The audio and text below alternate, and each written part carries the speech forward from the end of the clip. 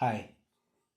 മെഡിറ്റേഷനിലൂടെയുള്ള രോഗശാന്തി അല്ലെങ്കിൽ രോഗം മാറ്റുക, രോഗശാന്തിയുടെ അത്ഭുതം, ധ്യാനം കൊണ്ട് അസുഖങ്ങൾ മാറുന്നു, RJ സ്പിനെയൊക്കെ പോലുള്ള ഓരോ വീഡിയോസൊക്കെ നിങ്ങൾ എന്തായാലും കണ്ടിട്ടുണ്ടാകാം. അപ്പോൾ അതിനെപ്പറ്റി സംസാരിക്കാനാണ് ഞാനും വിചാരിക്കുന്നത്. ഇതൊരു വളരെ കോൺട്രവേഴ്ഷ്യൽ ടോപ്പിക്കും വളരെ മിസ്ലീഡിങ് ആവാൻ സാധ്യത ഉള്ളതുകൊണ്ടാണ് ഞാനിത് നേരത്തെ തന്നെ പലരും കമൻറ്റിലൊക്കെ പറഞ്ഞിട്ടും ചെയ്യാതിരുന്നത്. കാരണം ഇങ്ങനെ നമുക്ക് സെൽഫ് ഹീലിംഗ് നടക്കുമെന്നുണ്ടെങ്കിൽ പിന്നീട് അതിൻ്റെ പേരിൽ നിങ്ങൾ ഒരുപാട് പേര് എക്സ്പ്ലോയിറ്റ് ചെയ്യാൻ സാധ്യത വളരെ കൂടുതലാണ്. ഒരുപാട് പേര് ചെയ്യാൻ സാധ്യതയുണ്ട്. ഇപ്പോൾ ഒരുപാട് പേര് അങ്ങനെ ചെയ്യുന്നുണ്ട്. ഒരുപാട് പേര് എക്സ്പ്ലോയിറ്റഡ് ആവുന്നു. നോക്കൂ, നിങ്ങൾക്കോ എനിക്കോ നമുക്കൊരു അസുഖം ഉണ്ടെങ്കിൽ അതിന് പുറത്ത് പറഞ്ഞാൽ നമുക്ക് ആഗ്രഹം ഉണ്ടായിരിക്കാം. ഇപ്പോൾ എൻ്റെ ജീവിതത്തിൽ തന്നെ ഞാൻ ഒരുപാട് പേരെ കണ്ടിട്ടുണ്ട്. അവർക്ക് വേണ്ടപ്പെട്ട ആളുകൾക്ക് ഒരുപാട് അസുഖങ്ങൾ വരുന്ന സമയത്ത് ആ അസുഖം, ഇപ്പോൾ നമ്മുടെ കുഞ്ഞിനൊരു അസുഖം ഉണ്ടെങ്കിൽ ആ അസുഖത്തിൽ നമ്മുടെ കുഞ്ഞ് പുറത്ത് വരണമെന്ന് നമ്മൾ ഭയങ്കരമായി ആഗ്രഹിക്കും. അതിനുവേണ്ടി എന്തും ചെയ്യാൻ നമ്മൾ റെഡിയാകും. നമ്മളെ ജീവിതത്തിലുള്ളതെല്ലാം നഷ്ടപ്പെടുത്തിയാലും എല്ലാം വിറ്റ് തുലച്ചാലും നമ്മുടെ കുഞ്ഞിനോട് നല്ല ജീവിതം, നല്ല ആരോഗ്യം ഉണ്ടാകണം നമുക്ക് ആഗ്രഹം ഉണ്ടാകും. അതുകൊണ്ടാണ് ഈ ആളുകളെ ഇങ്ങനെ എക്സ്പ്ലോയിറ്റ് ചെയ്യാനുള്ള സാധ്യത കൂടുന്നത്.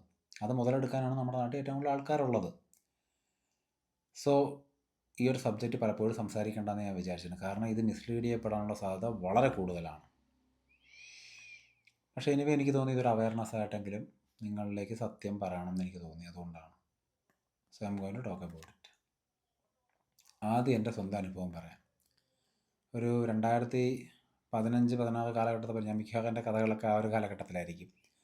കാരണം ആ സമയത്താണ് ഞാൻ ലൈഫിൽ ഈ സ്പിരിച്വൽ കാര്യങ്ങൾ, സ്പിരിച്വൽ പ്രാക്ടീസുകളിലൊക്കെ ഇങ്ങനെ എക്സ്പ്ലോർ ചെയ്യാനും പരീക്ഷിക്കാൻ തുടങ്ങിയത്. അങ്ങനെ ഇരിക്കുക ഒരു കാലഘട്ടത്തിൽ ഞാൻ എൻ്റെ കോളേജ് ടൈമിലൊക്കെ എനിക്കൊരു ഹെയർ ഫോൾ ഉണ്ടായി. ഹെയർ ഫോൾ ഉണ്ടായതെന്ന് വെച്ച് കഴിഞ്ഞാൽ എൻ്റെ ഈ ഒരു ഭാഗത്തുനിന്ന് ഇവിടെ നിന്ന് ഇങ്ങനെ മേലോട്ട് ഈ ഒരു റൗണ്ട് ലെവലിൽ മുടി കുറച്ച് സ്ഥലത്ത് പോയിട്ടുണ്ടായിരുന്നു. എന്ത് കാരണം കൊണ്ട് പോയെന്ന് വെച്ചാൽ എനിക്കറിയില്ല. ഞാൻ കോളേജ് പഠിക്കുമ്പോൾ എനിക്ക് നല്ല ഹെയർ ഫോൾ ഉണ്ടായിരുന്നു. ഞാൻ ഒരുപാട് ഡെർമറ്റോളജിസ്റ്റുകളെ കണ്ട് ഒരുപാട് ട്രീറ്റ്മെൻറ്റ് എടുത്തിട്ടുണ്ട്. അപ്പോഴൊക്കെ ഞാൻ മിക്കവാറും എപ്പോഴും ഇങ്ങനെ വർഷത്തിൽ ഒരിക്കൽ മുട്ടയടിക്കും.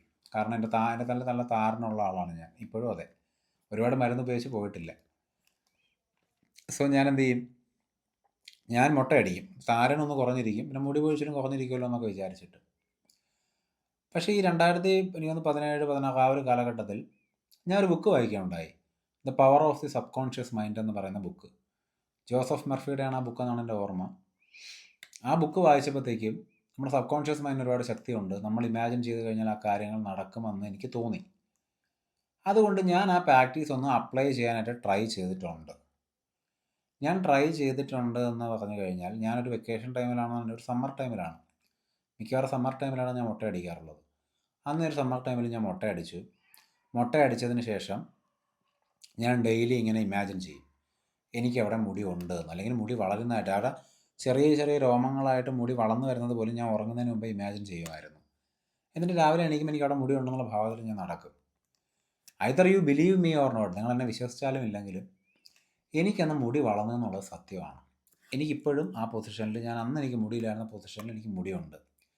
ഞാൻ മുട്ടയടിച്ച സമയത്ത്, ഞാൻ ആദ്യം മുട്ടയടിച്ചപ്പോൾ ആ ഭാഗത്ത് മുടി പർട്ടിക്കുലർ സ്പോട്ടിൽ നമുക്ക് നല്ലപോലെ ഒരു ഗ്യാപ്പ് അറിയാൻ പറ്റുകയും അതിനുശേഷം മുട്ടയടിച്ചപ്പോൾ അവിടെ ഗ്യാപ്പ് മാറുകയും ചെയ്തിട്ടുണ്ട്. ഇത് നിങ്ങൾ വിചാരിക്കുമ്പോൾ ഇത്രയും വലിയ ഗ്യാപ്പൊന്നുമില്ല, ഇത്ര വരുവാകെ ഒരു ഗ്യാപ്പ്. അവിടെ മുടി വന്നതൊരു സത്യമാണ്. സത്യം പറഞ്ഞാൽ സെർച്ച് ചെയ്ത് കഴിഞ്ഞാൽ എൻ്റെ പഴയ മെമ്മറികളിലോ എനിക്കിപ്പോഴും, ഞാൻ എല്ലാം ഡോക്യുമെൻ്റ് ചെയ്ത് വയ്ക്കുമായിരുന്നു ആ ഒരു ടൈമിൽ. ആ ഫോട്ടോസ് ഇപ്പോഴും അവൈലബിൾ ആണെന്നുള്ള കാര്യത്തിൽ എനിക്ക് ആ ഒരു സംശയമില്ല. തപ്പിയാൽ കിട്ടും അത്. എന്നെങ്കിലും എനിക്ക് തപ്പിയെടുക്കാനുള്ള മെനക്കേട് കരുതിയിട്ടാണ് ഞാനിപ്പോൾ ചെയ്യാത്തത്. പക്ഷേ അത് സംഭവിച്ചു. ആ സമയത്ത് ഞാൻ വേറെ ഹെയറിന് മരുന്നൊന്നും എടുക്കുന്നുണ്ടായിരുന്നില്ല, ഒരു ട്രീറ്റ്മെൻറ്റ് എടുക്കുന്നില്ല, അത് സത്യമാണ്. അതിന് കുറച്ച് നാൾ മുമ്പ് ഞാൻ എടുത്തിട്ടുണ്ടായിരുന്നില്ല. പക്ഷെ അപ്പം ഞാൻ മുട്ടയടിച്ചു. പിന്നെ എനിക്ക് തോന്നുന്നു വേറെ ഒന്നും ചെയ്തില്ല. ഞാൻ പിന്നെ ഷാമ്പൂ ഇട്ട് മുടി കഴുകുമായിരുന്നു, എല്ലാ ദിവസവും എണ്ണ ഇട്ട് കുളിക്കുമായിരുന്നു, എണ്ണ തേക്കുമായിരുന്നു തലയിൽ.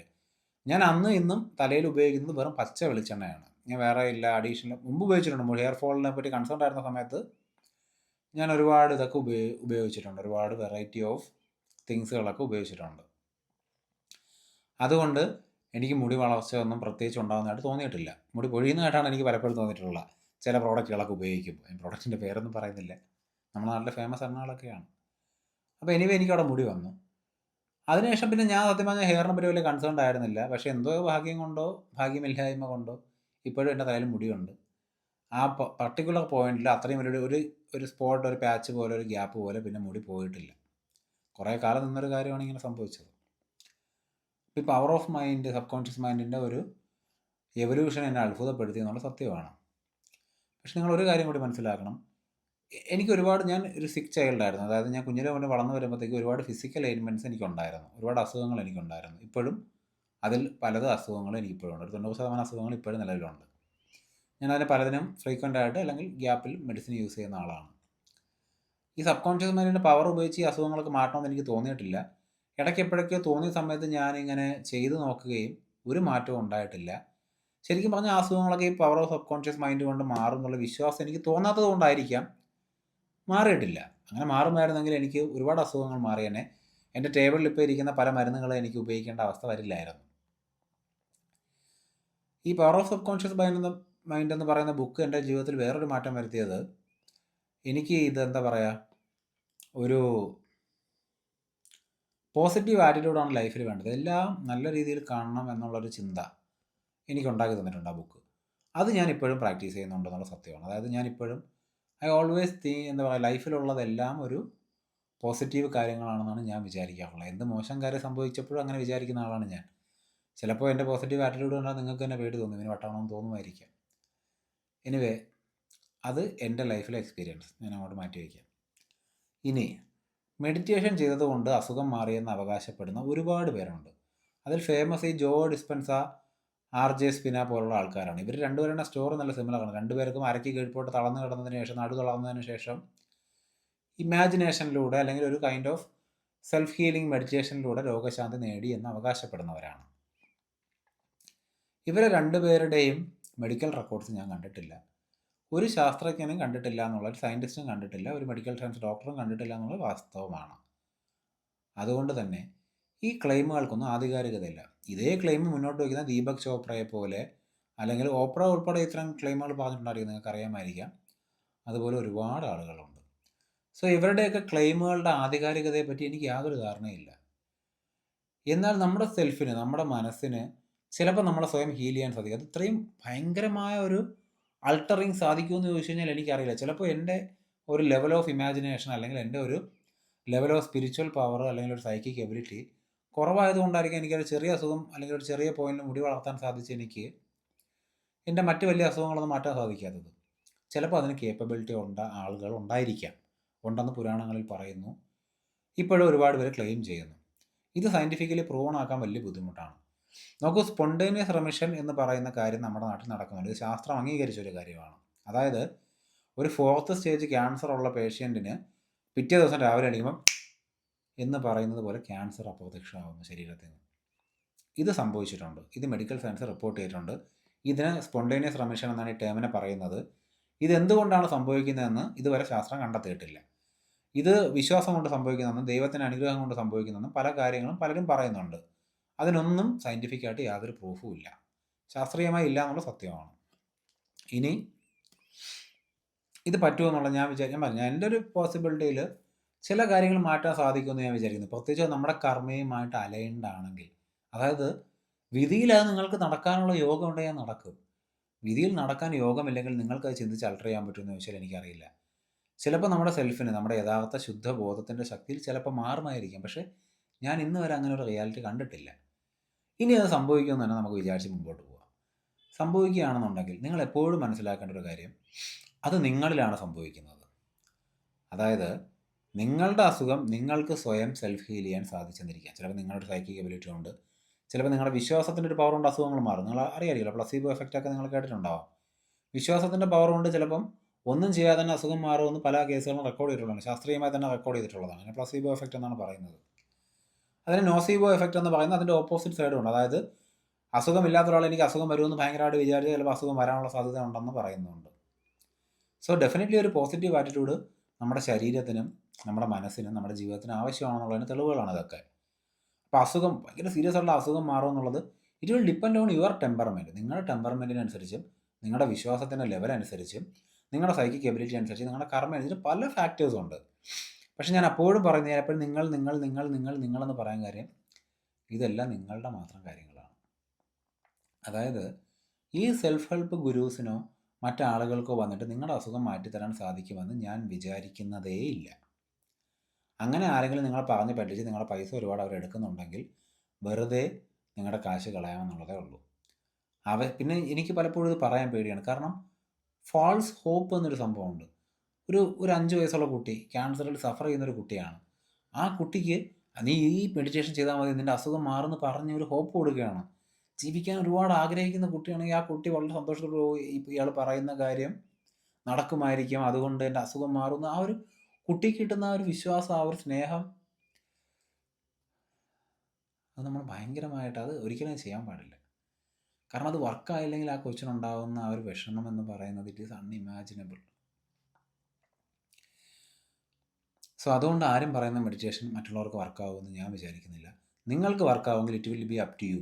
ഞാനൊരു സ്പെഷ്യൽ ടെക്നിക്ക് ഉപയോഗിച്ചല്ല ഞാൻ ലൈഫിൽ ചേഞ്ച് ഉണ്ടായാലും സംഭവിച്ചപ്പോൾ ഞാൻ ഒരു സ്പെഷ്യൽ ടെക്നിക്ക് ഉപയോഗിച്ചില്ല.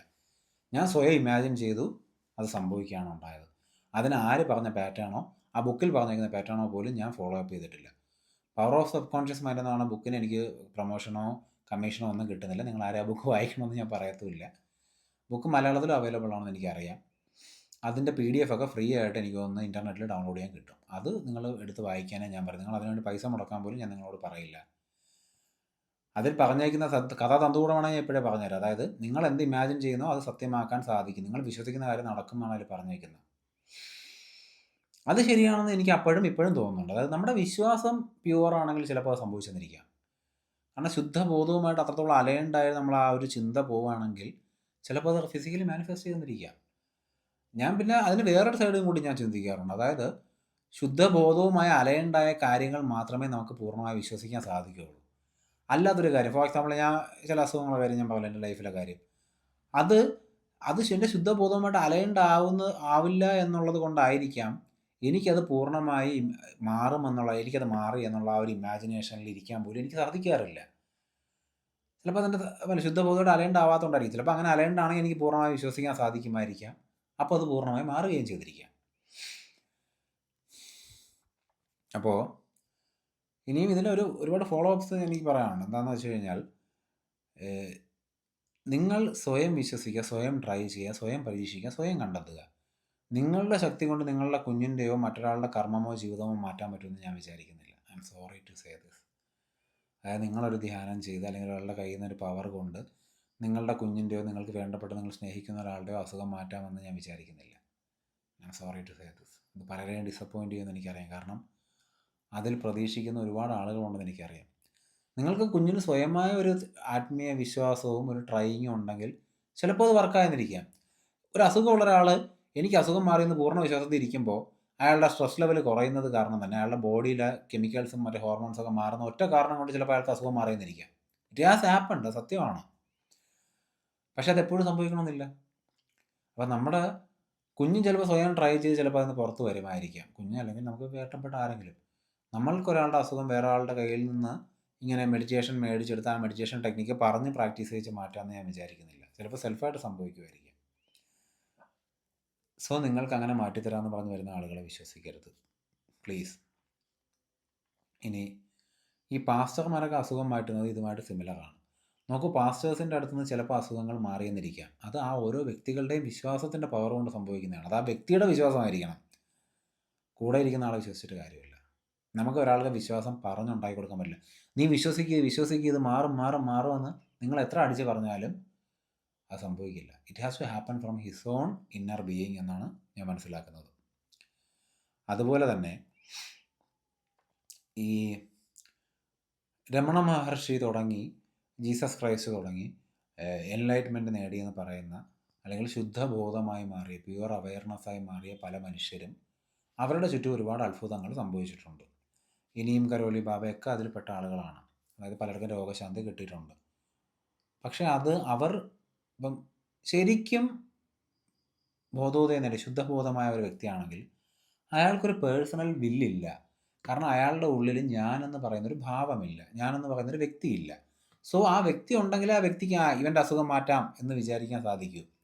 പക്ഷെ അങ്ങനെ ചിന്തിക്കുന്ന ഒരു ഐഡൻറ്റിറ്റി അവരുടെ ഉള്ളിലില്ല. അതുകൊണ്ട് തന്നെ അവരൊന്നും വില്ലയില്ല, അവരൊന്നും ആഗ്രഹിക്കില്ല, അവരൊന്നും ഇച്ഛിക്കില്ല. അതാണ് സത്യം. അവരൊന്നും ഇച്ഛിക്കില്ല. സോ അതുകൊണ്ട് അവർക്ക് ആരുടെ അസുഖങ്ങൾ മാറ്റാൻ സാധിക്കില്ല. അതേസമയം ശുദ്ധബോധം മാനിഫെസ്റ്റ് ചെയ്യുന്ന സ്ഥലത്ത് നമ്മൾ പോകുമ്പോൾ നമ്മുടെ മൈൻഡ് മാറും, നമ്മുടെ ടെമ്പർമെൻറ്റ് മാറും, നമ്മുടെ വൈബ്രേഷൻസ് മാറും. അതുകൊണ്ട് അത്തരം ആളുകളുമായി സമയം സ്പെൻഡ് ചെയ്യുമ്പോൾ ചിലപ്പോൾ നിങ്ങളുടെ അസുഖം മാറിയെന്നിരിക്കും. അങ്ങനെ സംഭവിച്ചിട്ടുണ്ട്. അത് ആ വ്യക്തികൾ കാരണമാണോ, അതോ അവിടുത്തെ അന്തരീക്ഷം കാരണമാണോ, അതോ അവിടുത്തെ ഒരു ഗ്രൂപ്പ് എഫക്റ്റ് കൊണ്ടാണോ എന്ന് പറയാൻ സാധിക്കില്ല. കാരണം ഈ ചിലപ്പോൾ ഈ ആശ്രമങ്ങളിൽ അല്ലെങ്കിൽ അത്തരം ഒരു സ്പിരിച്വൽ ആംബിയൻസ് ഉള്ള സ്ഥലങ്ങളിൽ ഒരുപാട് ആളുകളുണ്ടായിരിക്കും. അതിൽ ആരുടെയെങ്കിലും ഒരാളുടെ വൈബ്രേഷൻ കൊണ്ടായിരിക്കും ചിലപ്പോൾ നിങ്ങളുടെ അസുഖം മാറുന്നത്. അതുപോലെ അയാൾ വിചാരിച്ചിട്ടില്ല, ആർക്കും ഇൻറ്റൻറ്റ് ചെയ്യാൻ സാധിക്കില്ല. You can't will it to happen. അതായത് ഒരാൾക്ക് അനുഗ്രഹിച്ച് നിങ്ങളുടെ അസുഖം മാറ്റാമെന്ന് ഞാൻ വിചാരിക്കുന്നില്ല. അത് ചിലപ്പോൾ ഒരു മഹാപുരുഷൻ്റെ ചുറ്റുപാടും ചിലപ്പോൾ സ്വാഭാവികമായി സംഭവിച്ചെന്നിരിക്കാം. ചിലപ്പോൾ നിങ്ങളുടെ അസുഖം മാറും എന്നുള്ള കാര്യം അദ്ദേഹത്തിന് മുൻകൂട്ടി കാണാൻ അദ്ദേഹത്തിന് അത് പറയാനും സാധിച്ചെന്നിരിക്കാം. അപ്പോൾ പോലും അത് മാനിഫെസ്റ്റ് ചെയ്യിക്കുകയല്ല അദ്ദേഹം ചെയ്യുന്നത്, ഓൾറെഡി സംഭവിക്കും എന്നുള്ളൊരു കാര്യം അദ്ദേഹം പറയുകയാണ് ചെയ്യുന്നത്. ഒരു സ്പിരിച്വൽ ആസ്പെക്റ്റിൽ ഇതാണ് അതിൻ്റെ ടെക്നിക്കാലിറ്റി. സോ എനിക്ക് നിങ്ങളോട് പറയാനുള്ളത് എന്താണെന്ന് വെച്ച് കഴിഞ്ഞാൽ, നിങ്ങൾ സ്വയം ഇമാജിൻ ചെയ്യൂ, സ്വയം ട്രൈ ചെയ്യൂ, നിങ്ങൾക്ക് എന്ത് വർക്കാവുമെന്ന് നോക്കൂ, അത് മാത്രം വിശ്വസിക്കുക. മറ്റൊരാൾക്ക് വന്ന് നിങ്ങളുടെ അസുഖം മാറ്റിത്തരാൻ കഴിയില്ല. ഏതെങ്കിലും ഒരു വ്യക്തി എനിക്ക് അസുഖം മാറിയെന്ന് ക്ലെയിം ചെയ്തത് കൊണ്ട്, അദ്ദേഹം പറയുന്ന മെഡിറ്റേഷനോ അദ്ദേഹം പറയുന്ന പ്രോഗ്രാമിലോ ജോയിൻ ചെയ്തത് കൊണ്ട് നിങ്ങൾക്ക് സ്വയം രോഗശാന്തി നേടാനാവില്ല. നിങ്ങൾ നിങ്ങളുടെ വ്യക്തി, അയാൾക്ക് ഒരു കാര്യം വർക്കായാൽ നിങ്ങൾക്ക് എന്തിനു വർക്കാവണം? കാരണം നിങ്ങൾ അയാളാണോ? ഡെഫിനറ്റ്ലി അല്ല. നിങ്ങൾക്കൊരു സെൽഫ് ഐഡൻറ്റിറ്റി ഉണ്ട്, നിങ്ങളുടെ ഉള്ളിൽ ശുദ്ധമായ ബോധമുണ്ട്. അതുമായിട്ട് നിങ്ങൾ കണക്ട് ചെയ്യാൻ സാധിച്ചു കഴിഞ്ഞാൽ ഈ ഫിസിക്കൽ റിയാലിറ്റിയിൽ ഇത്തരം മാനിഫെസ്റ്റേഷനും നടത്താൻ സാധിക്കും. ഇനി ഒരു ലാസ്റ്റ് ഒരു ടൈലൻറ്റും കൂടി പറയാം. ഈ വീഡിയോ നല്ല ലെങ്തിൽ പോകുന്നതെന്ന് എനിക്കറിയില്ല, ടൈം പോകുന്നത് ഞാൻ അറിയുന്നില്ല. നമ്മൾ സ്വയം ഇതിങ്ങനെ ഇച്ഛിച്ച് മാറ്റണം എന്നുള്ളത്. കർമ്മ എന്ന് പറയുന്നത് കോൺസ്റ്റൻ്റ് ആണെന്നും അതിൽ നിന്ന് ഒളിച്ചോടാനാവില്ലെന്നുമാണ് ഞാൻ മനസ്സിലാക്കുന്നത്. നമ്മുടെ ജീവിതത്തിൽ വരുന്ന ചില അസുഖങ്ങളും ചില ഹാപ്പനിങ്സും ഒക്കെ നമ്മുടെ കർമ്മവുമായി ബന്ധപ്പെട്ടതായിരിക്കാം.